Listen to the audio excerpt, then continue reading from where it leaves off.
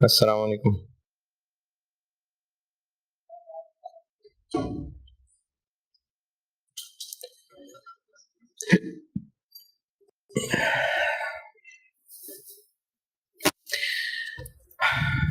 दुरूद शरीफ पढ़ो।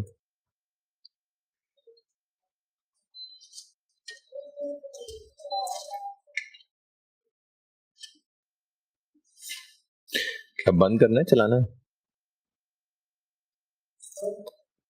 अच्छा,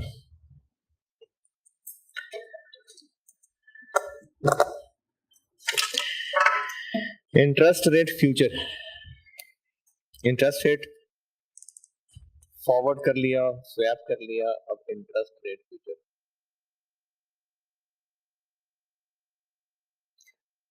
ये करेंसी फ्यूचर से मिलता जुलता है काफी।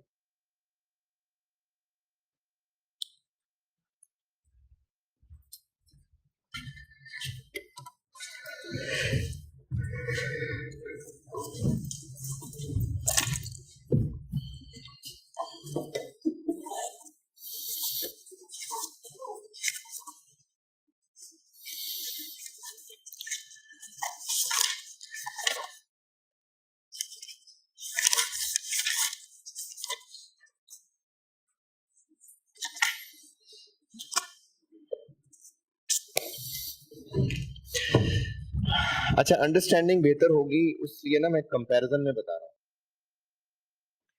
करेंसी फ्यूचर ये मैंने इस तरह से कंपैरिजन बुक में नहीं किया हुआ, ये मैंने समझाने के लिए इस तरह रखा हुआ है। ये जो बताने लगा बुक में इस तरह से कंपैरिजन नहीं किया हुआ।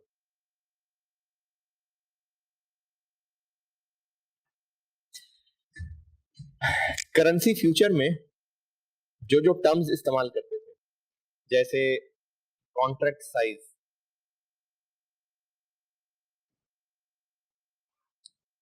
करेंसी फ्यूचर एक मार्केट थी जहां पर जाकर हम बाय सेल करते थे, यानी वादा करके आते थे। तो कॉन्ट्रैक्ट साइज क्या था?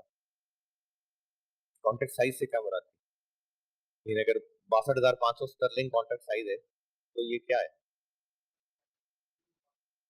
हाँ, तो उसमें हम लोग बाय या सेल का कॉन्ट्रैक्ट कर रहे हैं 62,500 स्टर्लिंग, तो हम क्या वादा कर रहे हैं?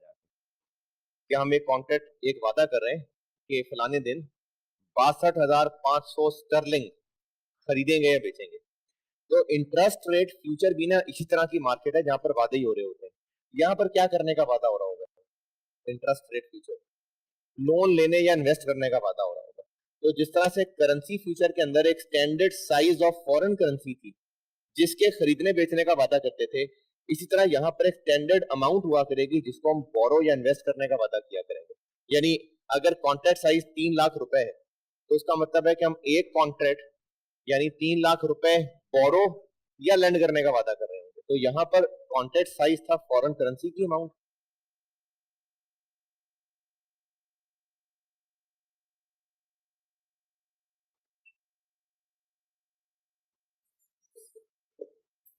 जिसको खरीदा या बेचा जाना था,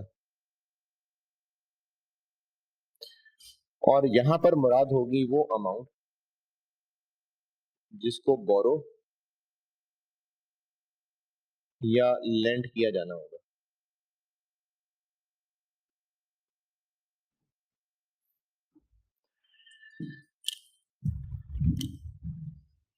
करेंसी फ्यूचर में बाय का मतलब क्या था? यानी कॉन्ट्रैक्ट बाय करने का मतलब, करेंसी फ्यूचर में बाय कॉन्ट्रैक्ट बाय कर रहे हैं, क्या मतलब है इसका?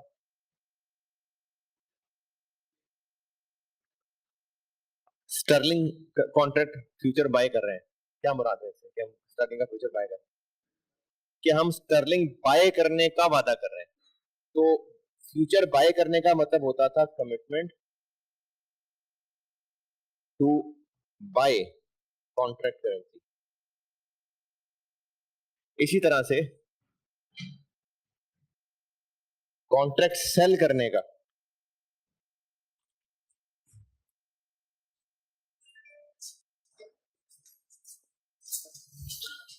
क्या ट्रैफिक बंद है रास्ते में? हाँ, लिबर्टी तो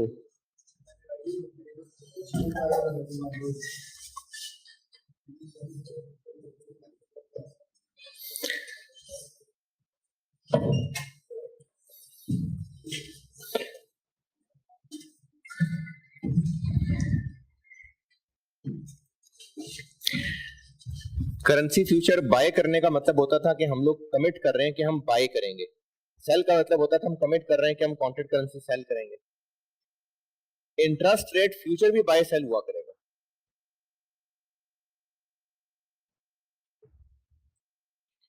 लेकिन ये तो इंटरेस्ट रेट फ्यूचर है, तो इसमें बाय सेल करने का मतलब होगा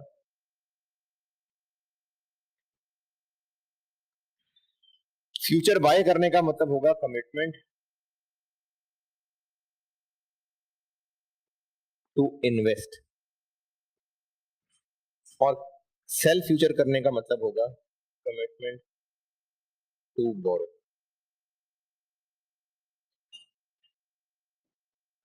जो चीज हम सेल करते हैं वो हमें देनी होती है, और जो चीज हम बाय करते हैं वो हमें मिलती है। तो हम इंटरेस्ट रेट फ्यूचर मार्केट में जाके ना इंटरेस्ट रेट बाय या सेल कर रहे हैं। तो इंटरेस्ट रेट सेल करने का मतलब है कि हम इंटरेस्ट देंगे, तो हम इंटरेस्ट देंगे तो मतलब बोरो करेंगे। और इंटरेस्ट बाय करने का मतलब है हमें इंटरेस्ट मिलेगा, तो हम इन्वेस्ट करेंगे तो इंटरेस्ट मिलेगा। तो ये मैं बता ये रहा हूँ कि ये इंटरेस्ट रेट फ्यूचर और इंटरेस्ट रेट करेंसी फ्यूचर, इनमें क्या कॉमन बात है?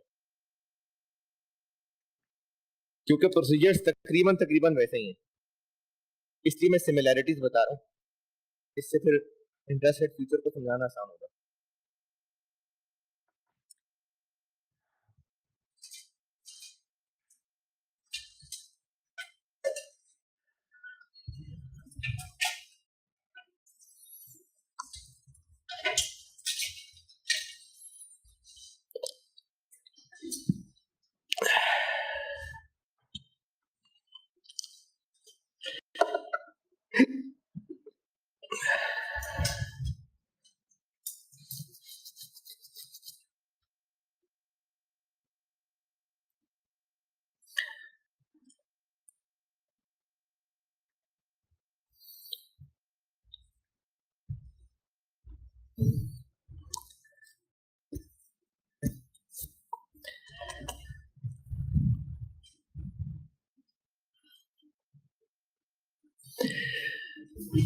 फिर करेंसी फ्यूचर में एक चीज हुआ करती थी, फ्यूचर की प्राइस।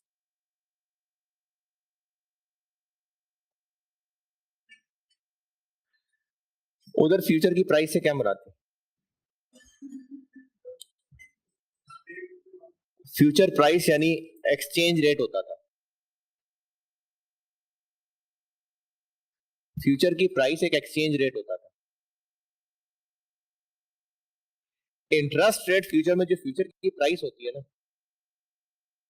वो होती है 100 माइनस इंटरेस्ट रेट।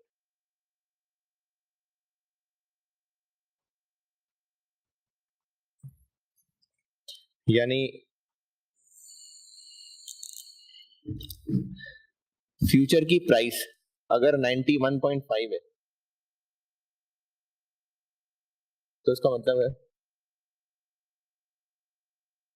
मतलब है कि इंटरेस्ट 8.5%। ये इसको शो करने के नॉर्म है, पता नहीं क्या साइंस होगी इसके पीछे, होगी कोई साइंस।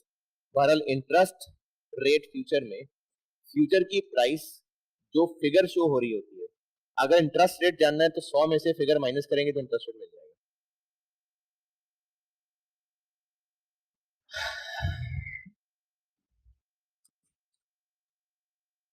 फिर फ्यूचर की एक मेच्योरिटी डेट होती है,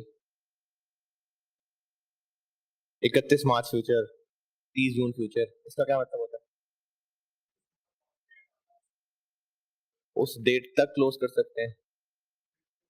चले अगर क्लोज से पहले पहले यानी कॉन्ट्रैक्ट बाय किया हुआ 31 मार्च फ्यूचर बाय किया हुआ है, क्या मतलब है इस बात का 31 मार्च फ्यूचर बाय किया हुआ है? वो कॉन्ट्रैक्ट बाय करने का क्या मतलब है? 31 मार्च फ्यूचर बाय किया हुआ है, इसका मतलब हम वादा कर रहे हैं कि जब 31 मार्च का दिन आएगा तो हम अपना वादा पूरा करेंगे आगे। तो ये वादा पूरा करने की डेट है। ये भी सेम है, यानी मेच्योरिटी डेट का कॉन्सेप्ट दोनों में सेम है।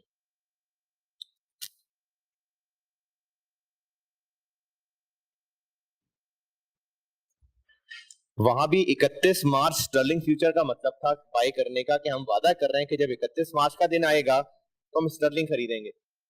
और यहां पर भी 31 मार्च फ्यूचर बाय करने का मतलब है कि जब 31 का मार्च का दिन आएगा तो हम इन्वेस्ट करेंगे। तो इसमें सेम है कि वादा पूरा करने का दिन। और क्या टर्म्स को खास फ्यूचर करेंसी फ्यूचर में पढ़े? बाय सेल हो गया, वो तो बाय सेल का डिफरेंस गेन, यहाँ भी बाय सेल का डिफरेंस गेन है। यहाँ पर एक नई चीज है जो करेंसी फ्यूचर में नहीं होती थी, वो है कॉन्ट्रैक्ट पीरियड। ये वहां नहीं था। कॉन्ट्रैक्ट पीरियड नाम की करेंसी फ्यूचर में कोई चीज नहीं थी। कॉन्ट्रैक्ट पीरियड क्या है? करेंसी फ्यूचर अगर 25,000 यूरो का एक कॉन्ट्रैक्ट बाय किया हुआ है 31 मार्च मेच्योरिटी वाला, क्या इंटरप्रिटेशन है इसकी? लंबी हो गई बात।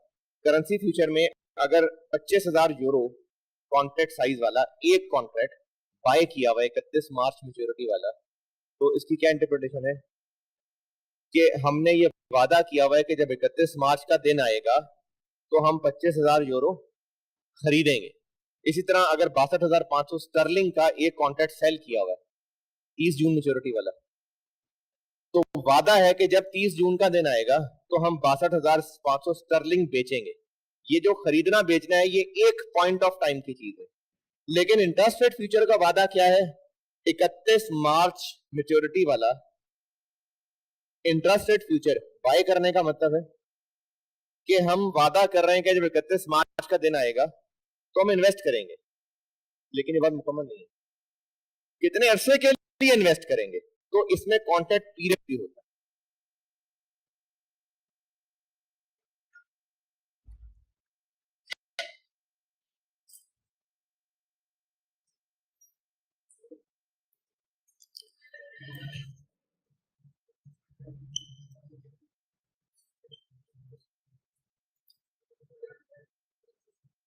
ये फ्यूचर मार्केट कैलकुलेशंस के लिए एक रेलिवेंट पीरियड होता है, और नॉर्मली ये 3 मंथ होता है। चेंज भी हो सकता है, नॉर्मली 3 मंथ्स होता है। यानी इसका मतलब यह है कि हम वादा कर रहे हैं कि जब 30 जून का दिन आएगा तो हम बोरो करेंगे 3 महीने के लिए।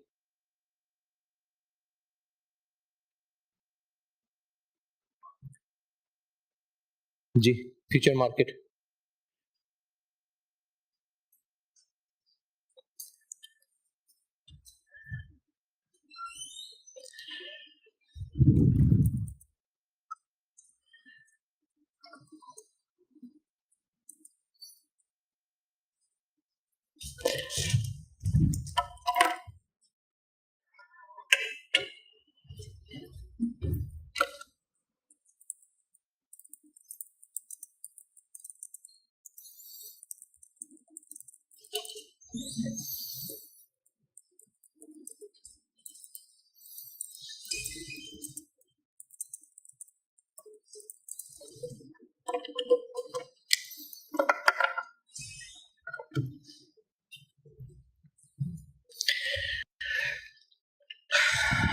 चलें, ये टर्म्स मैंने बुक में इस तरह नहीं लिखी हुई, इसलिए बेहतर है कि लिख लें। फिर मैं इसके स्टेप सिखाता हूँ सवाल के साथ।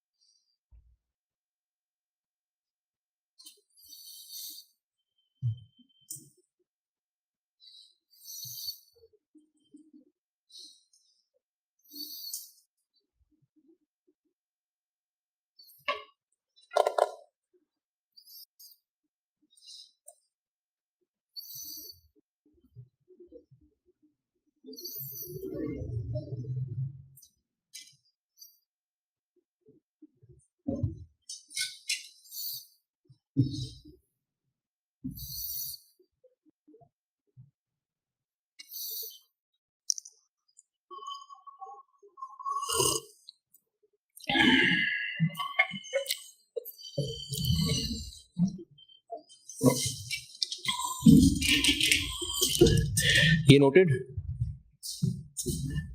है, ये नोटेड, ये बुक में नहीं लिखा हुआ मैंने इस तरह।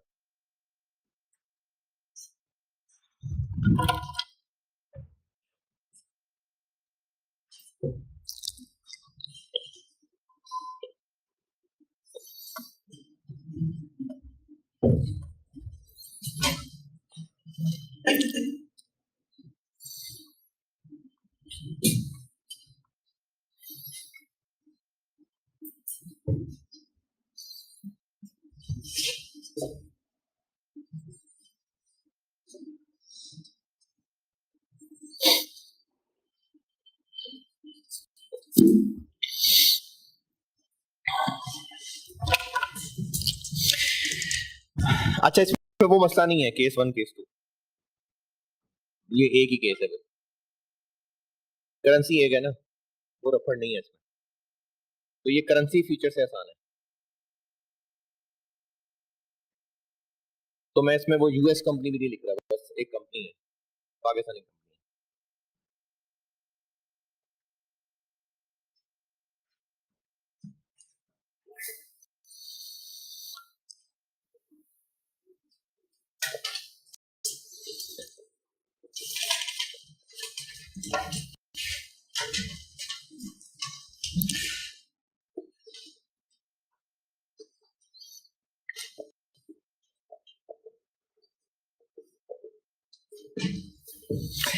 एक कंपनी बोरो करना चाहती है 1 मई को 6 महीने के लिए 12 महीने। रिस्क क्या है, इंटरेस्ट रेट रिस्क क्या है, कि जब वाकई बोरो करने पहुंचेंगे तो उस वक्त पता नहीं क्या इंटरेस्ट रेट होगा, या फिर और क्या होता है इंटरेस्ट रेट रिस्क। ये तो है ना बोरो करना है, एक और भी होता है, नहीं वो तो चलो बोरो इन्वेस्ट दोनों है, और बोरो कर लिया हुआ है फिर, लेकिन बोरो फ्लोटिंग पे किया हुआ है और काइबो रिवाइज होना है, अब रिवाइज होके पता नहीं क्या हो जाएगा, तो ये इंटरेस्ट रेट रिस्क होता है। तो एक कंपनी ने 6 महीने के लिए 12 मिलियन बोरो करना है। अब इनको टेंशन है ये चलेगा इंटरेस्ट रेट फ्यूचर में, तो जो कॉन्ट्रैक्ट साइज है फ्यूचर मार्केट का वो है 2.5 लाख रुपए। कॉन्ट्रैक्ट पीरियड 3 महीने है, और स्पॉट रेट्स और फ्यूचर की प्राइस। स्पॉट रेट का मतलब यही है कि जब ये असल में मार्केट में बोरो करने जाएगा तो उसका क्या रेट होगा, तो स्पॉट रेट जो ओपन मार्केट का रेट है।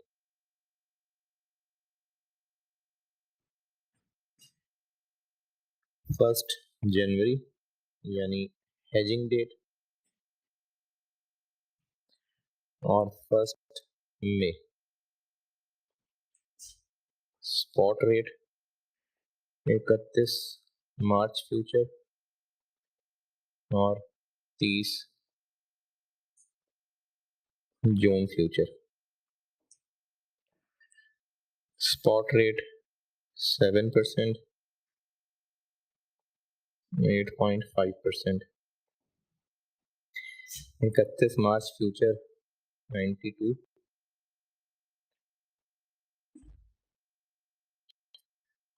90.5,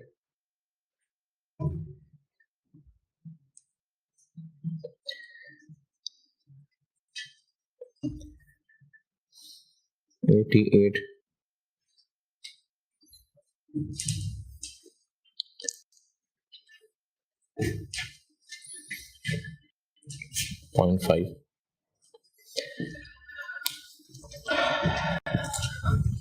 ये सवाल है और मुझसे रिक्वायर्ड है net total interest cost for 6 months, effective interest rate, hedge effectiveness।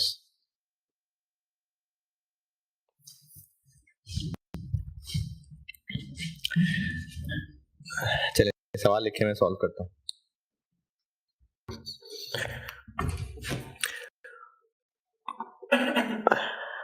वहां पर पहले देखते थे कि बाय करना है कि सेल करना है।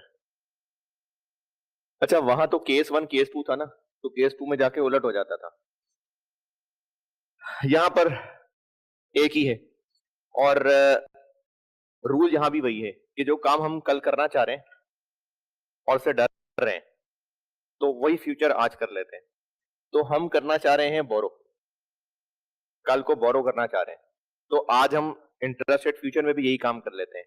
और बोरो करने का मतलब है सेल, अभी लिखवाया था, तो हम सेल नाउ कर देंगे। सेल आज बाय कल।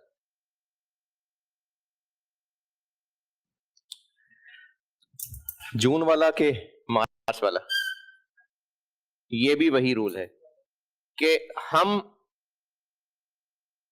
जिस डेट से डर रहे हैं, अभी हमें डर लग रहा है कि इंटरेस्ट रेट पता नहीं क्या होगा, तो वो जो पता नहीं क्या होगा वो किस दिन होगा? 1 मई को।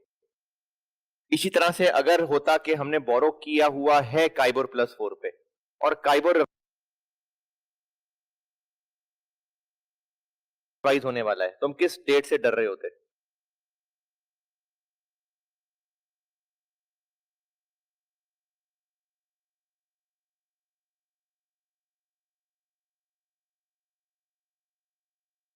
नहीं, यहां तो लिखा ही नहीं मैंने, वो वैसे बता रहा हूं कि अगर लोन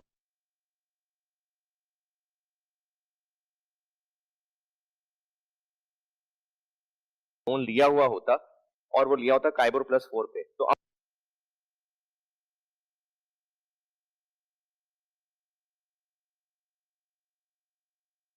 अब हम किस डेट से डर रहे होते? जिस दिन काइबोर ने चेंज होना है।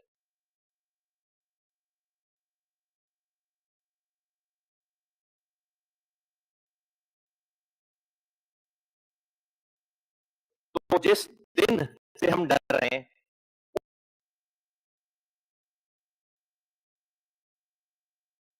उस दिन की मेच्योरिटी वाला या उसके फौरन बाद वाला, सेम वही करेंसी वाला ही है कि वहां पर भी हम जिस दिन से डर रहे थे, तो उस दिन की मेच्योरिटी वाला मिल जाए तो बेस्ट है, नहीं तो उसके बाद वाला। तो इसका जवाब वही सेम वाला है। तो इस सवाल में कौन सा फ्यूचर? 30 जून वाला।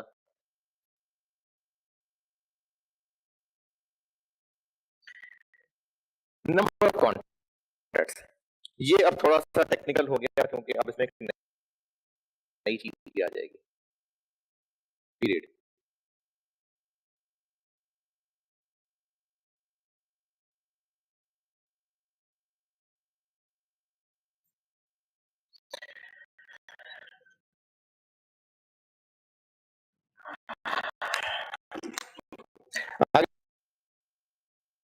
अगर करेंसी फ्यूचर वाली बात कर रहे हैं, तो नंबर ऑफ कॉन्ट्रैक्ट कैसे निकलेंगे? अब इसमें मसला ही नहीं है कि अपनी करेंसी के दूसरे की करेंसी में, सब अपनी करेंसी है। टोटल अमाउंट जिसको हमने हेज करना है डिवाइडेड बाय कॉन्ट्रैक्ट साइज,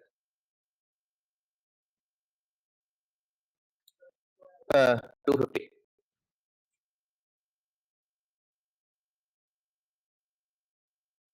250, इतना तो वो कॉन्ट्रैक्ट करेंसी जैसा ही है। लेकिन अब इसमें एक और बात यह आएगी कि अब सिर्फ अमाउंट नहीं है जिसको हमने हेज करना है, अब एक पीरियड भी इन्वॉल्व है। तो ये अमाउंट की फ्रैक्शन हो गई, अब इसके साथ हमें पीरियड की फ्रैक्शन भी लानी पड़ेगी।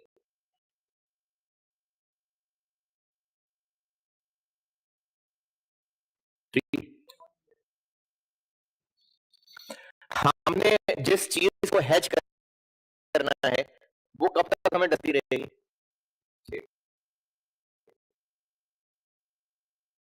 तो हमने 6 महीने के लिए 12 मिलियन को हेज करना है,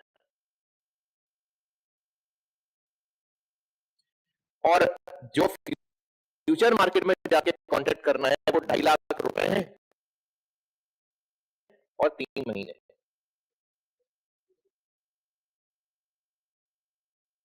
क्या मतलब दो?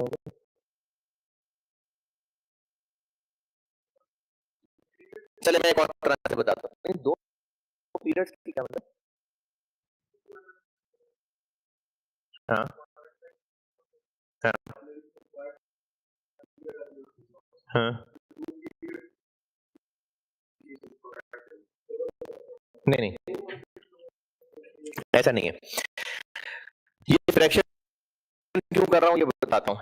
वैसे तो ऐसे ही बस याद रख लें, ऐसे ही होता है, लेकिन फिर भी समझाता हूँ कि क्या है ये। फर्स्ट करते हैं कि 12 मिलियन ही हमने हेज करना होता और 12 मिलियन का ही कॉन्ट्रैक्ट साइज होता। एक कॉन्ट्रैक्ट रहते हम लोग इस चीज की फिक्र कर रहे हैं कि इंटरेस्ट रेट क्या होगा। अच्छा, इंटरेस्ट रेट अप्लाई किस पे होता है? इंटरेस्ट रेट अप्लाई होता है अमाउंट और पीरियड, फिर इंटरेस्ट रेट अप्लाई होता है।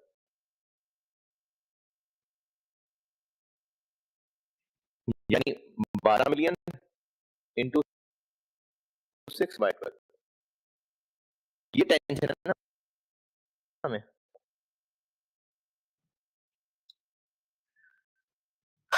हम 12 मिलियन बोरो करना चाहते हैं 6 महीने के लिए, तो टेंशन क्या है कि फर्स्ट मेरे को पता नहीं इंटरेस्ट क्या होगा।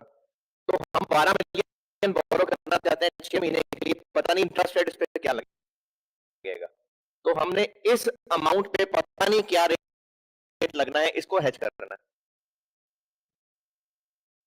फ्यूचर मार्केट में एंटर होके एग्जैक्टली ना सही, लेकिन सॉर्ट ऑफ लॉक हो जाता है हमारा रेट। ये करेंसी में भी ये चीज लॉक इन रेट देखा था। तो हम फ्यूचर मार्केट में जब एंटर हो रहे होते हैं और अगर परफेक्ट मैचिंग मिल जाए, राउंडिंग कॉपी ना करनी पड़े, 30 जून हो, ये करेंसी में भी देखा था, तो हमारा रेट लॉक हो जाता है। यानी फ्यूचर मार्केट में एंटर होने से हमें ये चीज तकरीबन पता चल जाती है। फ्यूचर मार्केट में एंटर होके तकरीबन तकरीबन हमारी अनसर्टेनिटी लॉक हो जाती है। तो हम इस चीज से कर रहे थे, तो फ्यूचर मार्केट में हमें इस चीज की हेजिंग करने से रेट कैलो लॉक हो गया। अब ये रेट जो पता नहीं कितना है, इस पे लगना था ना। फ्यूचर मार्केट वाला रेट किस पे लगेगा? फ्यूचर मार्केट वाली चीजों पे। अब फ्यूचर का कॉन्ट्रैक्ट 12 मिलियन का ही है, लेकिन है तो 3 महीने का। तो हम ऐसा करते हैं, इसको डबल कर लेते हैं, एक कॉन्ट्रैक्ट की बजाय 2 कॉन्ट्रैक्ट कर लेते हैं। मकसद क्या है? मकसद ये है कि एक रेट है जो इस चीज पे लगना था, पता नहीं वो क्या रेट है। तो फ्यूचर मार्केट में जाने से हमारा रेट तकरीबन लॉक हो गया। तो वो 12 इंटू 6/12 पे लगना था ना, तो 12 इंटू 3/12 पे लग रहा है। नहीं समझा पा रहा मैं। हमने ना ये रेट जिस चीज पे लगना था, हम इस रेट को हेज करना चाह रहे हैं, तो फ्यूचर मार्केट का रेट इसी चीज पे लगा देते हैं। तो इसी चीज पे तभी लगेगा ना कि ये 3/12 था, लेकिन लगना इसने 6/12 पे था, तो हम इधर 2 कर देते हैं। नहीं समझ आती, मैं ऐसे ही करना होता। अब ये 2 मैंने कैसे किया? क्योंकि 6 और 3 ये इसका डबल है, तो हम फ्यूचर को डबल कर देते हैं। ये 2 हो जाएगा, ये 2 हो जाएगा। मकसद ये है कि जो पीरियड का प्रोपोर्शन है उस प्रोपोर्शन से हम इसको एडजस्ट कर देते हैं। ये इसलिए किया ताकि पीरियड का जो मिसमैच है ना वो प्रोपोर्शनलिटी एडजस्ट हो जाए।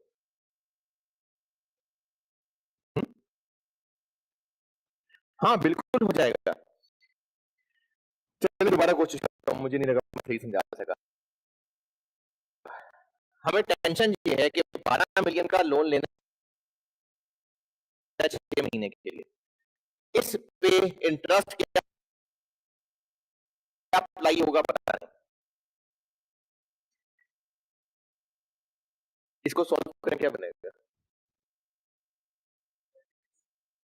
है 6 मिलियन बनेगा, यानी हमें 6 मिलियन की अमाउंट पे एक रेट कल को पढ़ना है, पता नहीं क्या है। तो अब हम फ्यूचर मार्केट में जा रहे हैं, तो हमारी फ्यूचर की हेजिंग इस रेट को तकरीबन सर्टेन कर देती है ना, लॉक इन। तो अब हमें ये पता चल गया कि 6 मिलियन पे क्या अप्लाई होना है, तो उसको फिर 6 मिलियन पे अप्लाई करूंगा ना मैं, जबकि ये तो 6 मिलियन नहीं बन रहा, ये कितना बन रहा है? 3 मिलियन। तो मैं क्या करूं कि ये चीज 6 मिलियन बन जाए, मल्टीप्लाई बाय 2 कर दो, ताकि वो रेट जो 6 मिलियन पे अप्लाई होना था, फ्यूचर मार्केट में जाने से क्या हो रहा है, हमारा ये रेट तकरीबन लॉक इन बन रहा है, हम रेट की हेजिंग कर रहे हैं। तो जिस चीज के ऊपर ये रेट अप्लाई होना था, पता नहीं वो क्या रेट था, फॉरवर्ड में क्या होता है, कल को रेट मिलना है, पता नहीं क्या रेट होगा, तो हम वो रेट डिसाइड कर लेते हैं। फ्यूचर भी तकरीबन तकरीबन हमारा वो रेट की टेंशन दूर कर देगा। वो रेट जिस चीज पे अप्लाई होना है, हम उसी चीज पे ये वाला रेट अप्लाई करना चाह रहे हैं। अब फ्यूचर मार्केट में चीजें ही ऐसी हैं, अगर हमने 1 लाख ये, ये खरीद रहे थे, तो हम फ्यूचर मार्केट में जाके 25,000 यूरो वाला कॉन्ट्रैक्ट है, अब इसकी अमाउंट, इस पे एक्सचेंज रेट लगना था, पता नहीं वो क्या है, करेंसी रिस्क क्या था, कि हमने कल को 1 लाख यूरो लेना था कस्टमर से, पता नहीं उस पर क्या एक्सचेंज रेट लगना था, हम फ्यूचर में जाके क्या कर रहे हैं, इस रेट को भी हैच कर रहे हैं ना। तो अब जो रेट पता नहीं क्या लगना था, किस पे लगना था, 1 लाख पे, तो फ्यूचर मार्केट में जाके हम इसको ऑलमोस्ट लॉक इन कर रहे हैं, किस पे लगाना है ये 1 लाख। तो 1 लाख कैसे बनाऊं, तो 25,000 4 से मल्टीप्लाई कर दो ना, ताकि ये चीज जिस पे ये रेट लगना था उसी अमाउंट पे ये रेट लग गया। तो यहां पर 6 मिलियन रुपए पे ये इंटरेस्ट रेट लग रहा था, पता नहीं क्या इंटरेस्ट रेट है, तो मैं फ्यूचर मार्केट में जाके इस रेट को हेज कर रहा हूं, तो ये इसी चीज पे है ना। अब ये इस चीज पे कैसे लग सकेगा, 12 मिलियन है कॉन्ट्रैक्ट, तो 3 महीने का है, जबकि हमने जो चीज जिस अमाउंट पे रेट लगाना था वो टोटल 6 मिलियन बनता है, तो 3 मिलियन बन रहा है, तो उसको 6 मिलियन कैसे बनाऊं, मल्टीप्लाई बाय 2 करके, मल्टीप्लाई बाय 2 करने का मतलब है कि हमने इसका प्रोपोर्शन एडजस्ट कर दिया, इससे ज्यादा सौदा नहीं है मेरे पास बेचने के लिए।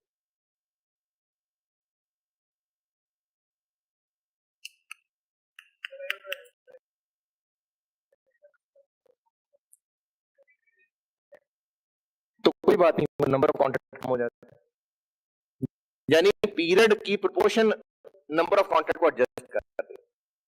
देखिए यहां पर ना नंबर ऑफ कॉन्ट्रैक्ट को क्या चीज एडजस्ट कर रही है, अमाउंट की प्रोपोर्शन। अब अमाउंट की भी प्रोपोर्शन है और पीरियड की भी प्रोपोर्शन, तो अब दोनों का प्रोपोर्शन लेना पड़ेगा।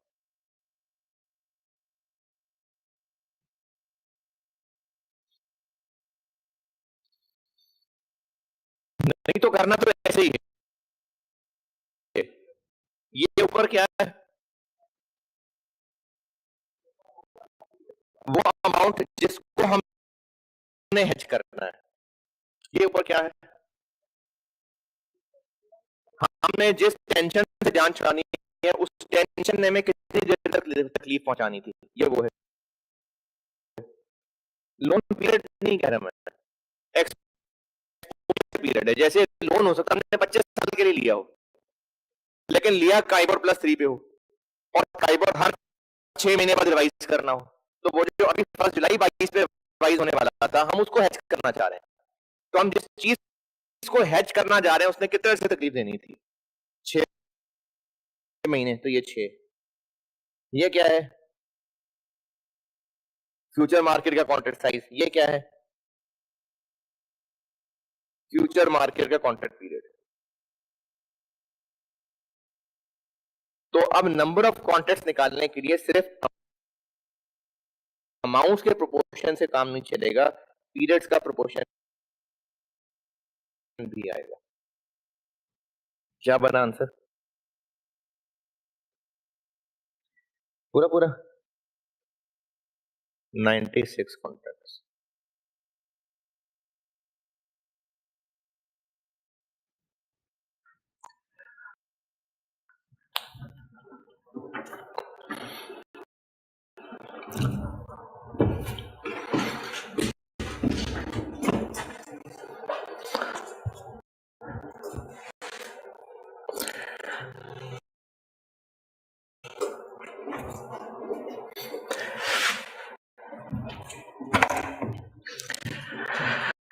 फिर इसके बाद क्या होता था,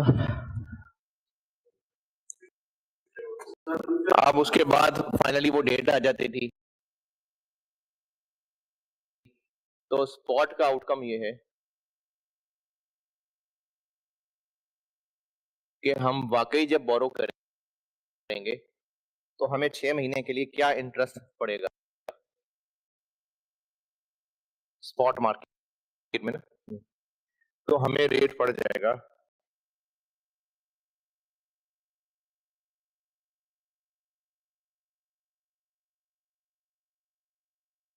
12 million, 8.5%, 6/12।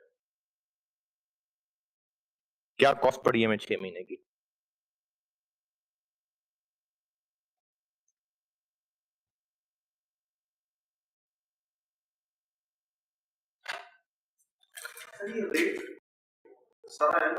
Rate interest rate annual rate होता,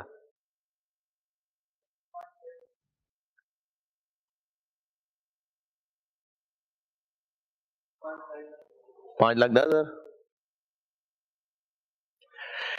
फ्यूचर मार्केट का रिजल्ट क्या निकला,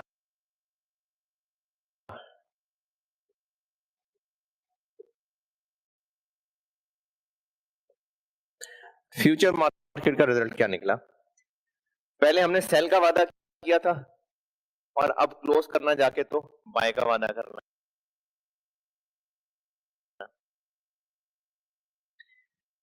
अच्छा, ये जो मैं अभी यहां करने लगा हूं ना, अभी फिलहाल ये नहीं लिखिएगा, फिर मैं मिटा के जो लिखूंगा वो लिखिएगा। पहले दिन हमने क्या वादा किया था, सेल करने का। सेल मतलब बोरो, इन्वेस्ट, बोरो। हमने बोरो का वादा किया था कितने % पे,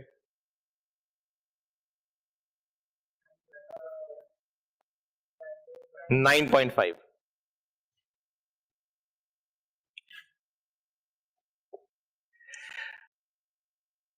फिर क्लोजिंग डेट पे जाके हमने बाय का वादा कर लेना है, यानी इन्वेस्ट का वादा, किस रेट पे,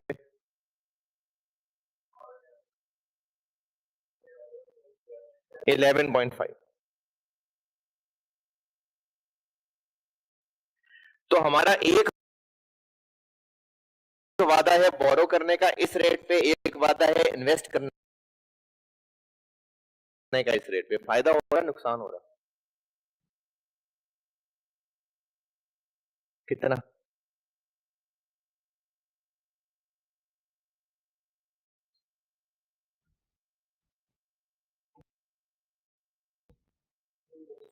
ठीक है, लेकिन इसको ऐसे नहीं सॉल्व करेंगे।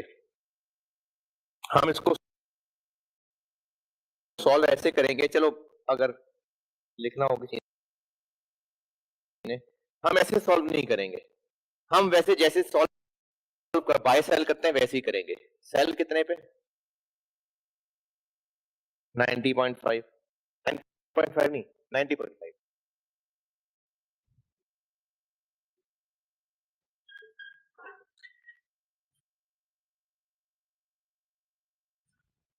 बाय कितने पे?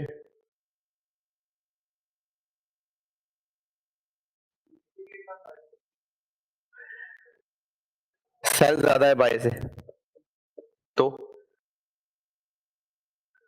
गेन है। कोई भी चीज सेल महंगी करनी है तो गेन है। कितना? 2।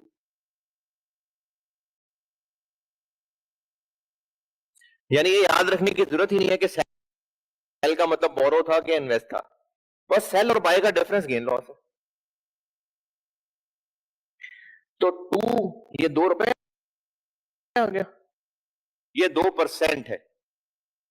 टोटल गेन कैसे बनेगा? 2%। एक कॉन्ट्रैक्ट में 2.5 लाख रुपए हैं, 96 कॉन्ट्रैक्ट हैं, लेकिन नहीं डबल नहीं, वो हो गए डबल। अब दोबारा डबल नहीं है, ये डबल हो गए। बस बस हो गया पूरा। रेट पर एनम होता है इंटू 3/12। फ्यूचर मार्केट की कैलकुलेशन हो रही है। वो 6 वाला मसला इसमें हल हो गया। Contract size, contract period, future की सारी कैलकुलेशन फ्यूचर की चीजों के हिसाब से होती है।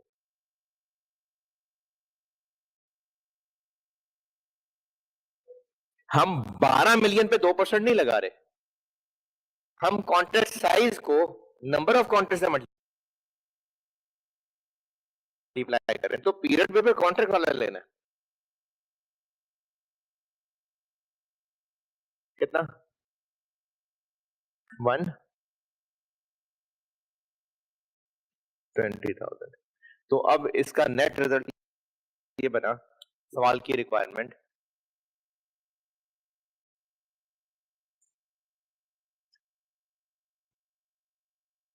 नेट इंटरेस्ट कॉस्ट क्या पड़ी?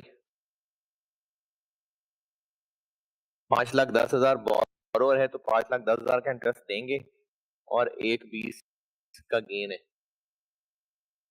390। ये पहली रिक्वायरमेंट का आंसर है।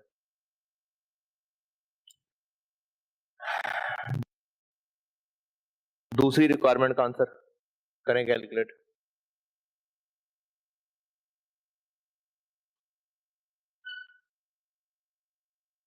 दूसरी रिक्वायरमेंट का आंसर करें कैलकुलेट।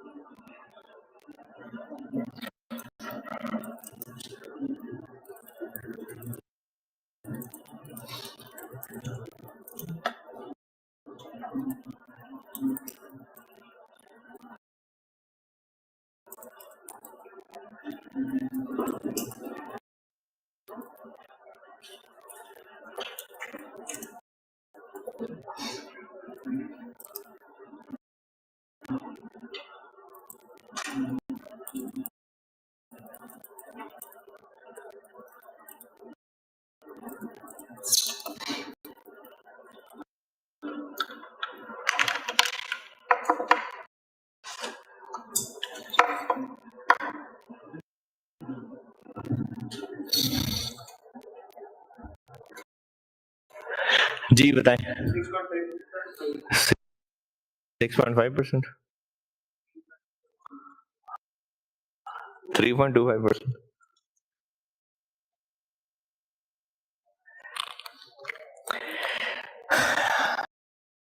इफेक्टिव रेट का मतलब है कि हमने जो 12 मिलियन 6 महीने के लिए लोन लेना था, उस पे इफेक्टिवली हमें क्या पड़ा कि हमारा आंसर 390 आ गया।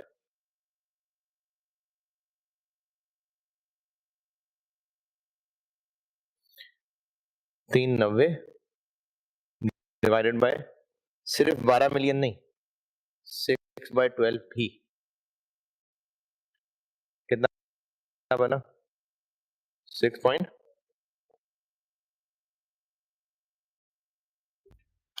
हेज इफेक्टिवनेस कितनी? हेज इफेक्टिवनेस का क्या मतलब कि हमें स्पॉट पे कितना नुकसान हुआ। तो स्पॉट पे क्या नुकसान हुआ? 1.5% इंटरेस्ट रेट बढ़ गया, तो हमें लॉस ऑन स्पॉट हुआ 12 मिलियन पे 1.5%, 6/12।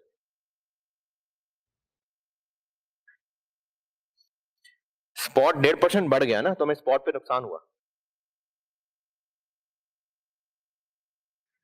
है। तो स्पॉट पे हुआ है नुकसान 90,000 और फ्यूचर में हुआ है गेन 1,20,000। ये इंटरेस्ट रेट फ्यूचर का सादा सवाल है। इसमें भी सारी वैरायटियां हैं, वो बेसिस और लॉक इन रेट और क्लोजिंग रेट नहीं दिया तो बेसिस से निकाल लें।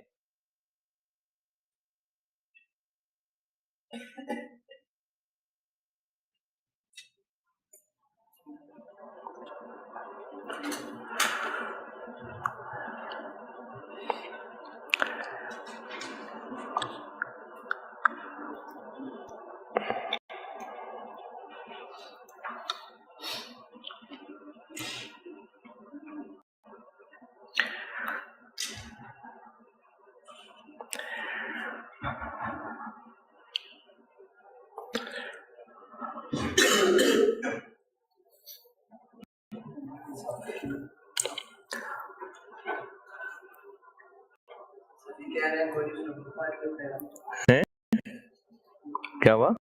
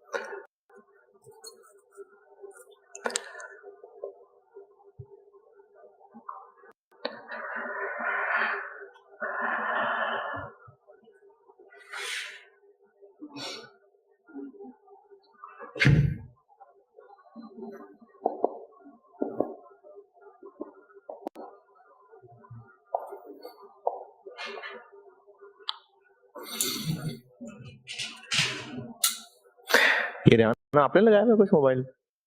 ये बाहर से आवाज आ रही? कुछ नहीं।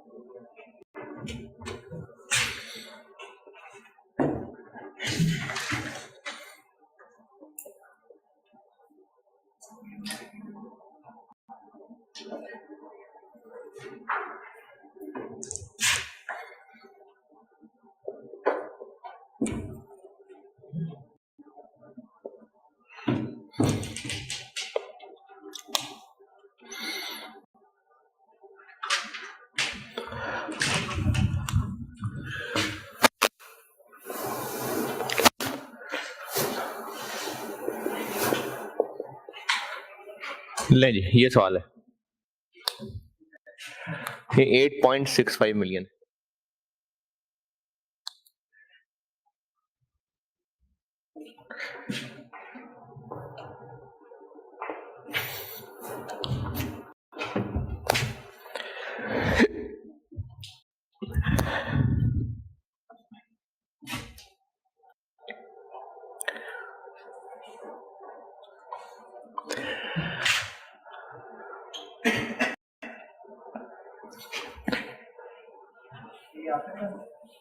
हैं जी?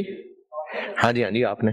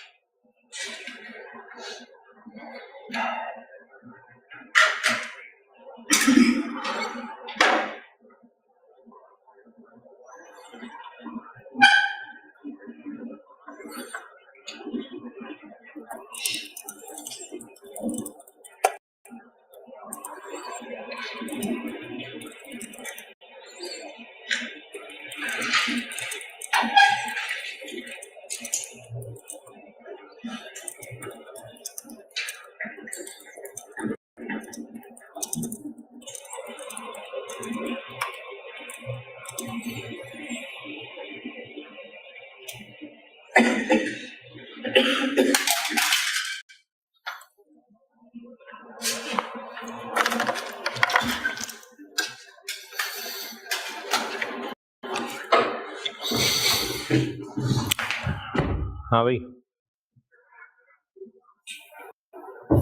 डन के डूइंग।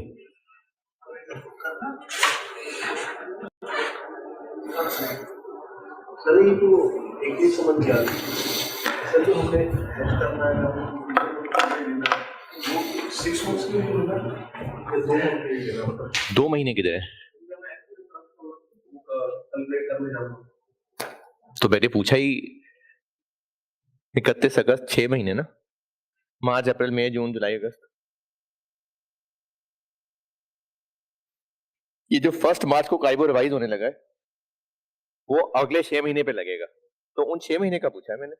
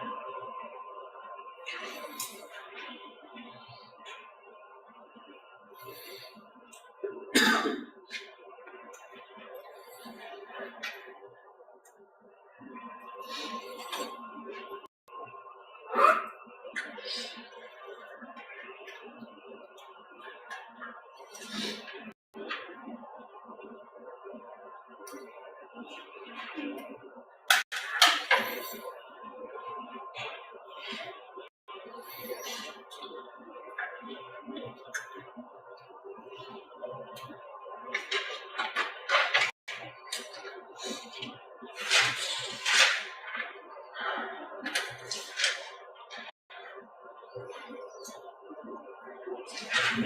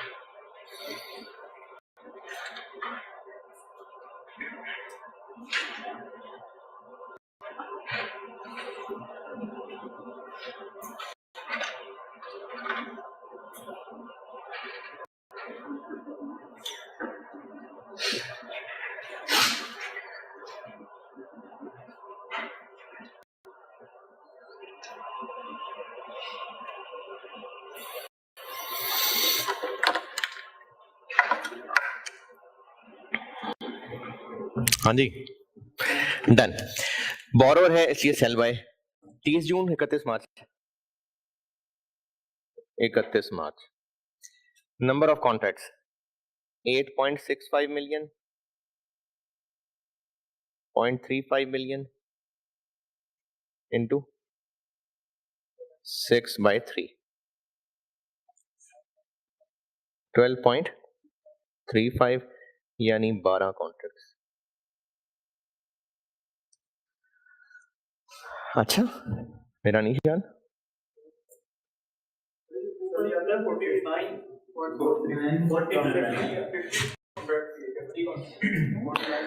49.43 49 कर लें 50 कर लें दोनों ठीक है।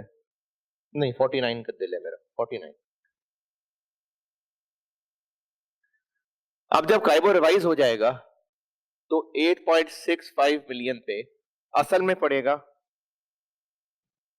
11 प्लस 2.5 तो असल में पड़ेगा 13.5 6 महीने 583 ये पड़ेगा एक्चुअल। अच्छा अब फ्यूचर मार्केट में हमने पहले सेल किया था 90 पे फिर बाय करेंगे 88.25 पे तो 1.75 ये हो गया गेन और 1.75% एक कॉन्ट्रैक्ट में है 3.5 लाख रुपए, कॉन्ट्रैक्ट्स हैं 49 और कॉन्ट्रैक्ट पीरियड है 3/12।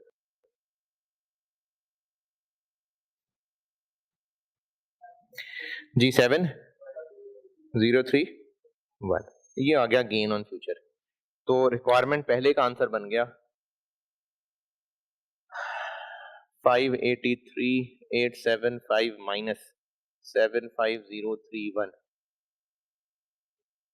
508844। जी जी तो और क्या करूं? 2 माह किधर है? नहीं नहीं नहीं देखिए 2 माह बाद रिवीजन होनी है, वो 2 महीने रेलिवेंट नहीं है हमारे लिए।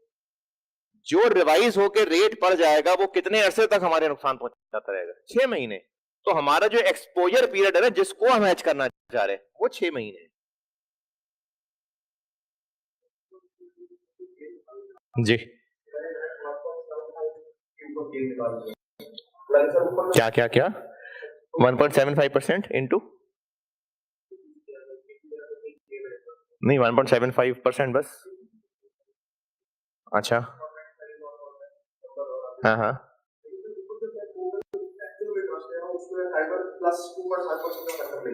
जी जी नहीं 90 पे फ्यूचर सेल किया था 88 पे बाय कर लिया, इसमें किधर है +2? चले ऐसे कह लें, ऐसे कह लें ठीक है। ठीक है तो टेंशन तो काइबोर की थी ना, +2.5 तो +2.5 ही था। देखें हमें टेंशन तो काइबोर की है ना, 2.5 तो पता है 2.5 है, चेंज क्या चीज होनी है, काइबोर ने चेंज होना है। तो इंटरेस्ट रेट फ्यूचर के अंदर हमने जाके जो हेजिंग की है वो इफेक्टिवली काइबोर ही को हेज कर रहे हैं हम। फ्यूचर मार्केट में जो गेन हुआ तो वो तो 90 और 88.25 का ही है। देखें, फ्यूचर मार्केट एक स्टैंडर्ड मार्केट है, उसमें हम पहले दिन जाके सेल करके आए थे 90 की प्राइस पे, फिर दोबारा गए 88.25 की प्राइस पे बाय करके आए, तो गेन तो इन्हीं दोनों का डिफरेंस है। उस प्लस 2.5% का मार्केट से क्या लेना देना। तो फ्यूचर का गेन लॉस तो उन फ्यूचर की प्राइसेस के डिफरेंस से ही निकलेगा।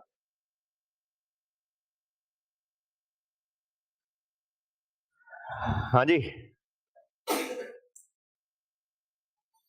इफेक्टिव रेट क्या पड़ा हमें? 8.6 मिलियन 6 महीने के लिए इंटरेस्ट लगवाना इफेक्टिवली कॉस्ट किया है इतना।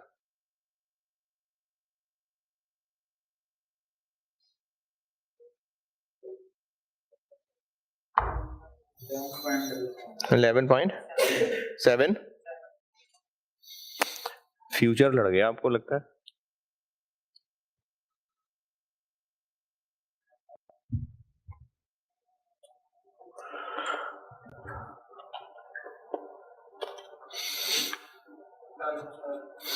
चलें अब इसमें और वैरायटियां लाते हैं, वो बेसिस वाली।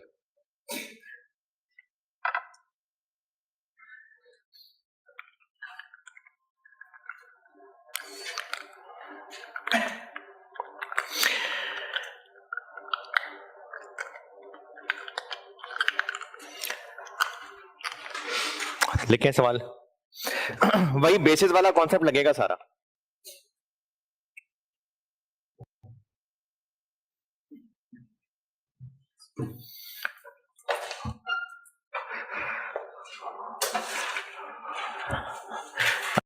अगर अभी कोरोना का दौर होता ना तो ये दोनों उठ के भाग गए होते।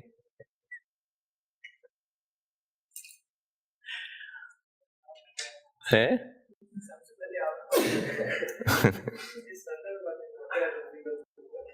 हैं?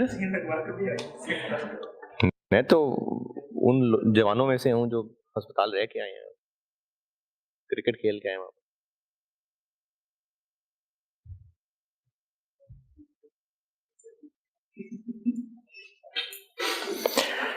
हेजिंग डेट सवाल है, हेजिंग डेट है फर्स्ट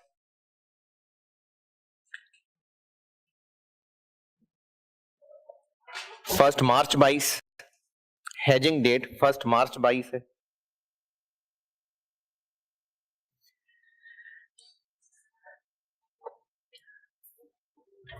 एक्सपोजर डेट यानी जिस दिन की हमें टेंशन है वो 31 मई 22 है। जिस दिन हम हेजिंग करने जा रहे हैं वो 1 मार्च है, और जिस दिन से डर रहे हैं वो 31 मई है। तो हेजिंग के लिए 31 मार्च वाला फ्यूचर करेंगे क्या 30 जून वाला?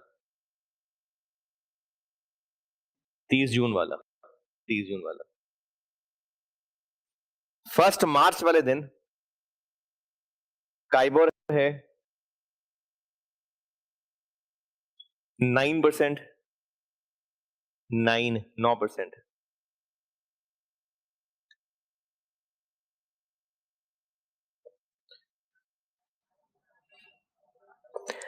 और 30 जून फ्यूचर की प्राइस है उस दिन।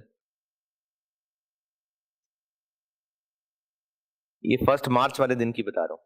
काइबोर बताया मैंने पता नहीं कितना, 9%। और उसी दिन 30 जून फ्यूचर की प्राइस है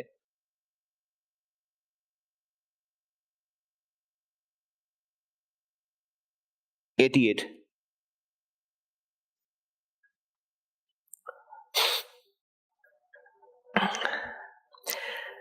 31 मई वाले दिन काइबोर हो गया, 31 मई वाले दिन काइबोर हो गया है 10.8%। 10.8%। फ्यूचर का गेन लॉस निकालें। अच्छा ये उसका इन्वेस्टर का सवाल है, इन्वेस्टर का सवाल है। फ्यूचर का गेन लॉस निकालें,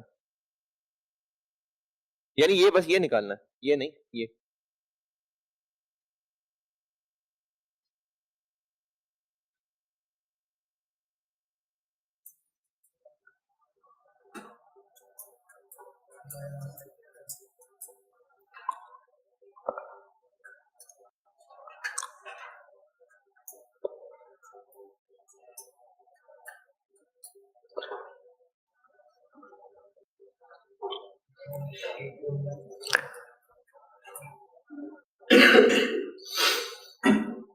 इसमें वही करेंसी वाला बेसिस का कॉन्सेप्ट है कि स्ट्रेट लाइन पे वो कम होता जाएगा।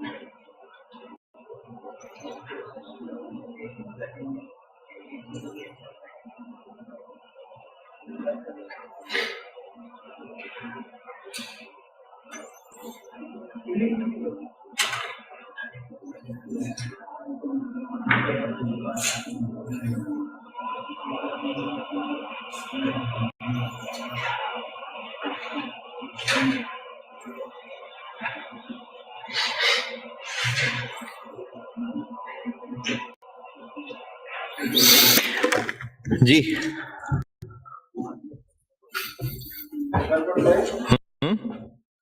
कितना 1.5। अच्छा हाँ भाई, एफर्ट्स डन। आज क्या तारीख है? 1 मार्च।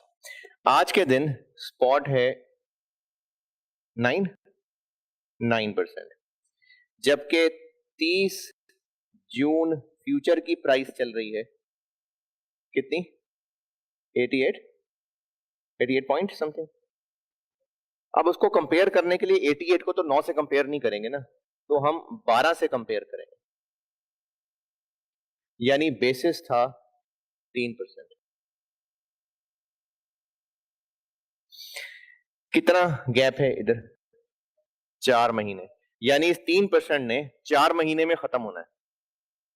अब आ जाए 31 मई पे। स्पॉट कितना? 10.8। अगर इसने 4 महीने में खत्म होना था तो अब रह गया है 1 महीना, तो 3% इतना रह गया होगा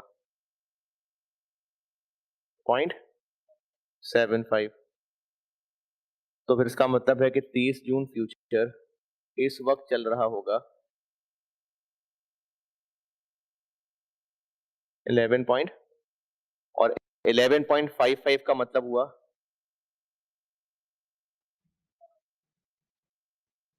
88.45। तो ये 88 है, ये 88.45, तो 0.45 का गेन के लॉस। इन्वेस्टर का सवाल है तो उसने आज करना था बाय, कल करना था सेल, यानी 88 पे बाय और 88.45 पे सेल, तो 0.45 का गेन।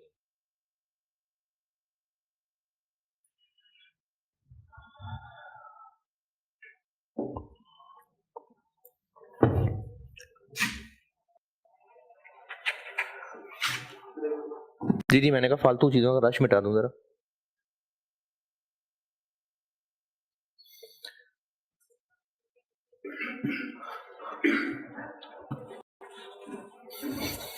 तो इसमें भी बिल्कुल वही वाला सारा बेसिस वाला कॉन्सेप्ट है। वो जो 3 सिनेरियो बताए थे ना, क्या बोला कि क्लोजिंग डेट का फ्यूचर प्राइस भी गिवन है, स्पॉट रेट भी गिवन है, तो नॉर्मल सवाल है। दूसरा सिनेरियो था कि ये क्लोजिंग डेट का फ्यूचर नहीं गिवन, तो फिर बेसिस यूज कर लें। और तीसरा सिनेरियो ये था कि क्लोजिंग डेट का कुछ भी नहीं गिवन, तो वो लॉक इन डेट। तो सेम सारे कॉन्सेप्ट यहां भी हैं।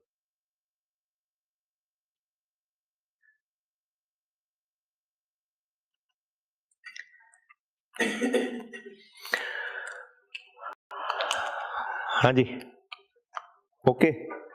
अच्छा, एक और लिखें, फिर नमाज की ब्रेक करते हैं।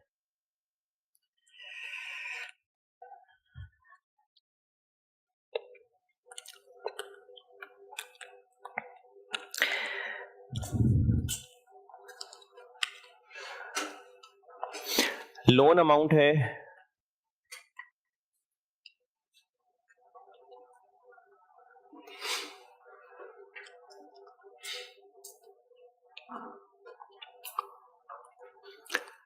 हम्म 9 मिलियन। लोन अमाउंट 9 मिलियन है जी। फॉरेन करेंसी लोन नहीं, क्योंकि इंटरेस्ट रेट फ्यूचर की एक मार्केट है वहां। तो हाँ, अगर फॉरेन करेंसी लोन है तो फिर उस लोन की हेजिंग यहां से डॉलर डॉलर की। अब उस डॉलर का क्या करना है वो अलग मसला है।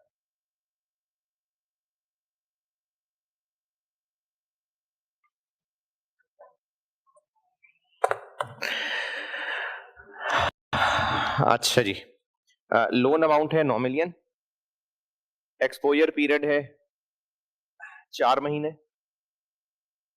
क्या मतलब है? हमने लोन लेना है 4 महीने के लिए।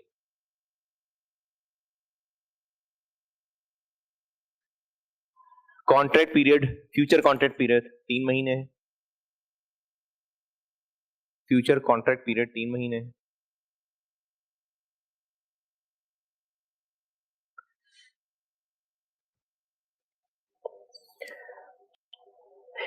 हेजिंग डेट पे, हेजिंग डेट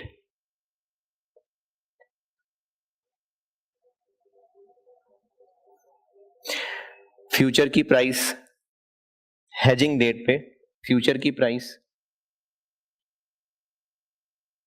89 है। हेजिंग डेट पे फ्यूचर की प्राइस 89 है।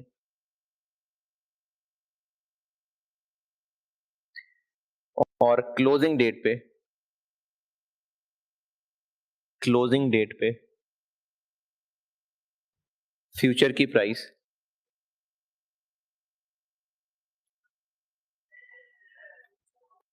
91.75 है। 91.75। बोरोर का सवाल है, बोरोर है ये। बस इतना ही बताया और कुछ नहीं बताया। रिक्वायर्ड है टोटल गेन या लॉस ऑन फ्यूचर। जो बताना था बस बता दिया। टोटल गेन और लॉस ऑन फ्यूचर बता दो।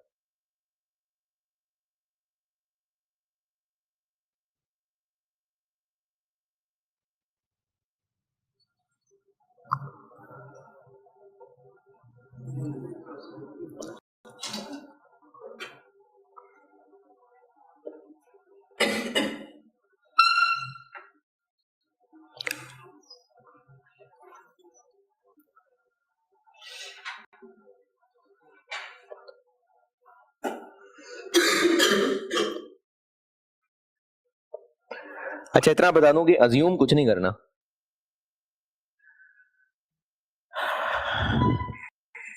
क्योंकि इसमें कुछ चीजें अगर ध्यान से देखेंगे तो मैंने नहीं बताई, नहीं कॉन्ट्रैक्ट साइज नहीं बताया हुआ, लेकिन अज्यूम नहीं करना, ऐसे ही हल निकालना है कुछ।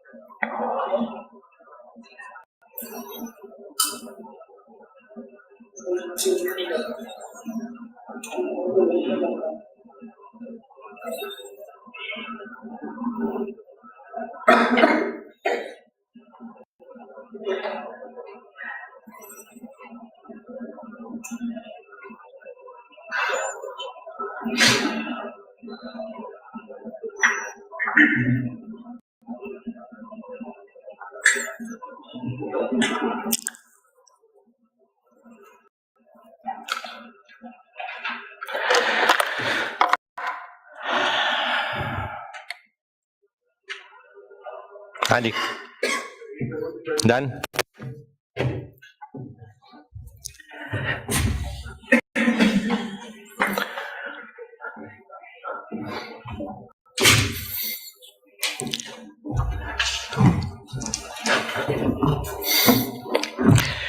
Bye sell, sell buy, sell bye,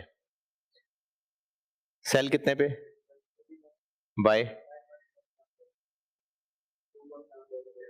2.75 का loss, total loss 2.75% into 9 million into 4/3 into ये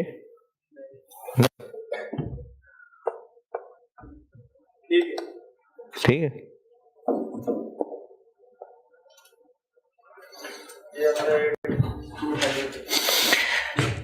असल में हमें यहां क्या चाहिए था, हमें चाहिए था कॉन्ट्रैक्ट साइज और नंबर ऑफ कॉन्ट्रैक्ट्स, और पहले कब,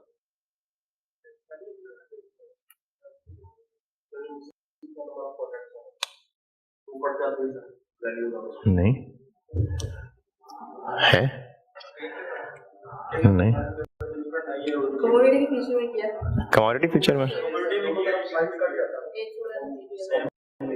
अच्छा, चले सही कह रहे होंगे। हमें ये दोनों चीजें नहीं पता। नंबर ऑफ कॉन्ट्रैक्ट्स निकालते हैं तो उसके लिए चाहिए होता है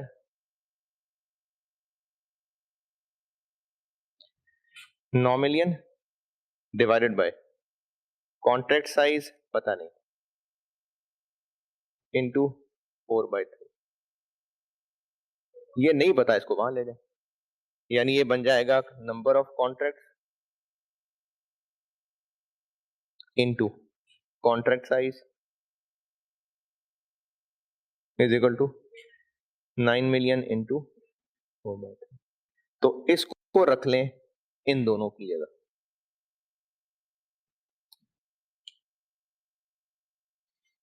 कितना आ गया? 825।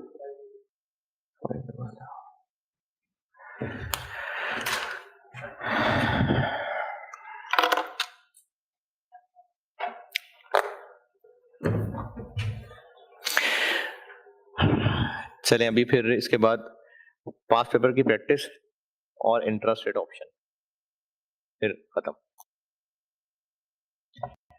ठीक है, 75 बस।